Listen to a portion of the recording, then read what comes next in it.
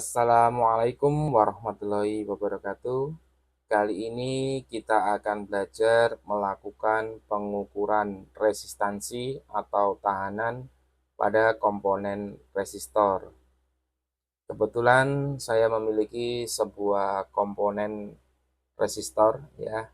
Kita coba nanti mengukur nilai tahanan atau resistansi dari komponen resistor ini. Langkah yang pertama, jika kita ingin melakukan pengukuran tahanan, langkah yang pertama adalah jangan lupa untuk selalu mengkalibrasi terlebih dahulu multimeter yang akan kita gunakan sebelum melakukan pengukuran hambatan pada komponen resistor. Oke, kita coba. Langkah pertama untuk mengkalibrasinya, caranya adalah kita tempelkan dulu nanti probe merah sama probe warna yang hitam. Tapi sebelum kita tempelkan, selektornya ini kita ubah posisinya ke jangkauan ukur untuk mengukur hambatan ya. Jadi ini adalah jangkauan atau batas ukur untuk mengukur hambatan atau resistansi. Ada kali 1, kali 10, kali 100, kali 1K. Kita coba dulu ke batas ukur kali 1K. Selektornya kita geser ke posisi batas ukur 1K sehingga posisinya seperti ini. Langkah selanjutnya adalah kita kalibrasi dulu alat ukur ini. Kita tempelkan probe yang warna merah dan probe yang warna hitam. Sehingga harus kita pastikan terlebih dahulu jarum ini menunjuk di angka 0, tepat menunjuk di angka 0. Coba saya perbesar. Nah, ini ya. Jadi harus tepat menunjuk di angka 0. Kalau seandainya belum tepat menunjuk di angka 0, harus kita adjust terlebih dahulu supaya jarumnya ini bisa menunjuk tepat di angka 0 yang sebelah kanan ya. Jadi caranya kita putar-putar knob ini ya, kita putar-putar sehingga jarumnya harus tepat menunjuk di angka 0. Jika sudah tepat menunjuk di angka 0, baru kita bisa melakukan pengukuran tahanan atau resistansi. Oke, kita coba mengukur tahanan resistor. Kita coba saat ini, saya dengan menggunakan komponen resistor ini ya, saya ukur. Ini saya lilitkan aja supaya saya memudah untuk memegangnya. Nah, sebentar. Oke, saya lilitkan di probe yang warna merah. Kemudian ujung kaki satunya saya lilitkan di probe yang warna hitam. Ini tujuannya hanya supaya saya mudah memegangnya aja. Nah, contoh misalkan seperti ini. Nah, jika diperhatikan di situ ya, jarumnya menunjuk di suatu besaran angka, tapi terlalu kecil jaraknya ya. Sebentar, saya perbesar dulu.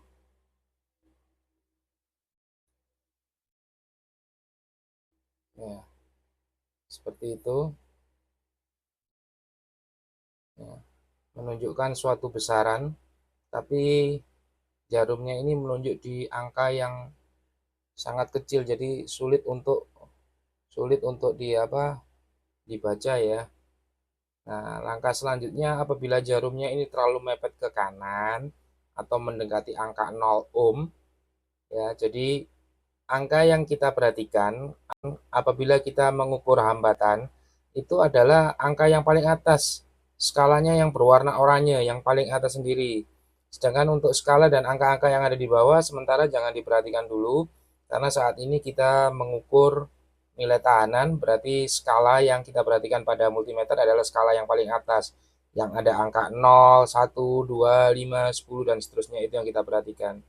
Nah, jarumnya ini menunjuk di angka besaran angka yang terlalu kecil. Apabila terjadi seperti ini kita bisa mengubah jangkauan ukurnya atau selektornya ke jangkauan selektor yang lebih rendah, yaitu dikali 100. Tapi di sini perlu saya ingatkan kembali, setiap kita memindah-mindah jangkauan ukur dari kali 1K ke kali 100, ke kali 10, atau sebaliknya, kita harus melakukan kalibrasi ulang dengan tujuan agar kita bisa mendapatkan hasil pengukuran yang akurat. Kita geser dari kali 1K ke kali 100 ya. Nah, sudah di posisi kali 100, tapi kita harus melakukan kalibrasi terlebih dahulu untuk memastikan apakah nantinya jarum ini bisa tepat pada angka 0. Oke, kita coba ya. Untuk mengkalibrasi terlebih dahulu. Nah, ternyata kurang sedikit ya, 0 perlu geser sedikit. Sebentar.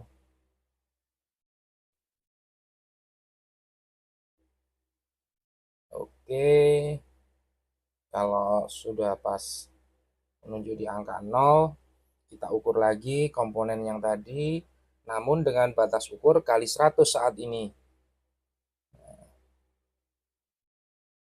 Coba kita ukur nilai tahanan dari komponen resistor ini dengan batas ukur dikali 100. Nah, menunjuk besaran angka kurang lebih ini ya, kalau kita perhatikan. Sebentar, saya geser supaya tampak. Nah, jika diperhatikan, skala yang dilihat adalah skala yang atas ya, yang skala garisnya warnanya oranye. Jika kita perhatikan di situ, jarum menunjuk di angka 5. Saya perbesar lagi ya, sebentar supaya tampak lebih jelas. Nah, jika diperhatikan sekilas, ini angka 5, kemudian di sebelahnya angka 10, dan di situ tampak ada garis strip kecil-kecil. Nah, mungkin perlu saya perjelas ya, sebentar. Saya dekatkan aja, nah, supaya tampak. Nah, seperti itu ya. Jadi, jika diperhatikan, di sini tertera jarumnya menunjuk antara sebentar. Ini 5, kemudian di sini ada angka 10. Berarti ini 5, ini 6, 7, 8, 9, 10. Sedangkan jarumnya ini terletak di antara nilai 5 dan nilai 6. Berarti hasil pengukurannya adalah 5,5 penunjukannya.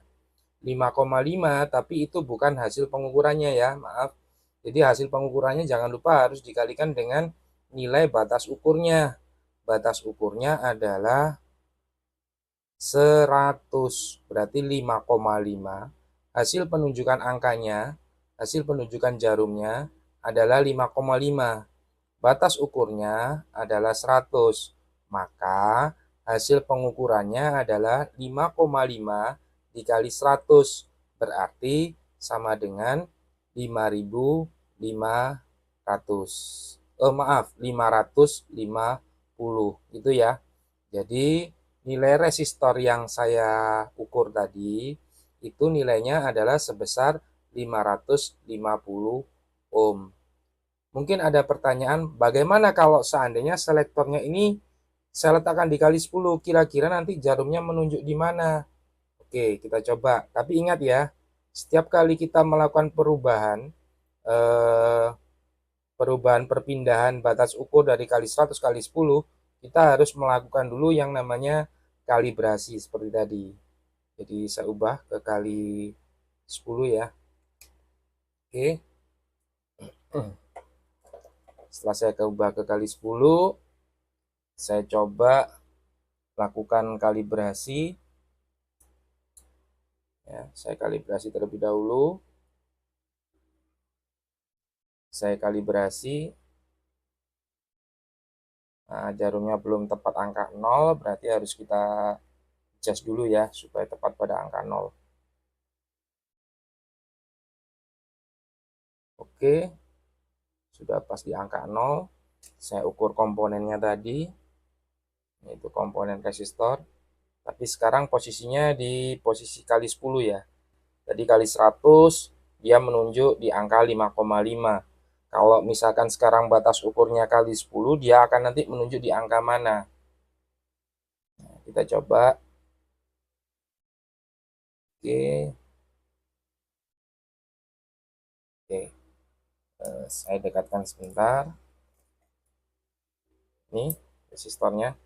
Ternyata dari hasil, maaf sebentar. Nah, ini harus kencang ya. Harus benar-benar nempel probe-nya. Kalau nggak nempel, dia tidak akan terukur. Sebentar. Ya, itu lepas. Sebentar ya. Saya pegang aja.